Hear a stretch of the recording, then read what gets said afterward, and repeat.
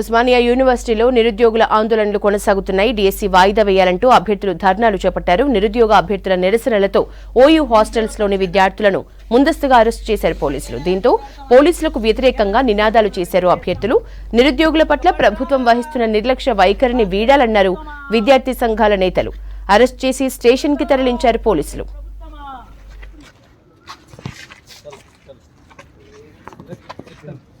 खबरदार कांग्रेस ప్రభుత్వమా సిగ్గు సిగ్గు సిగ్గు సిగ్గు అక్రమ అరెస్టులను నాయకులారా ఈ అక్రమ అరెస్టులను మేము తీవ్రంగా ఖండిస్తున్నాం.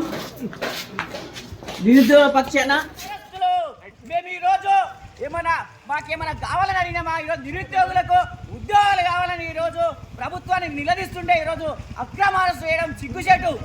ఈరోజు విద్యార్థుల పక్షాన పోరాడుతుంటే ఈరోజు హాస్టల్లోకి వచ్చి గదిలోకి వచ్చి ఈరోజు పోలీసులు అక్రమ అరెస్టు చేసి విద్యార్థి రేవంత్ రెడ్డి ఈ కాలం చెల్లిందని ఈరోజు మేము ఈ విద్యార్థుల పక్షాన ఈరోజు తెలియజేస్తాం. రానున్న కాలంలో నువ్వు ఎక్కడన్నా కానీ అడ్డుకుంటామని ఈరోజు మేము విద్యార్థుల ఈరోజు డిమాండ్ చేస్తాం.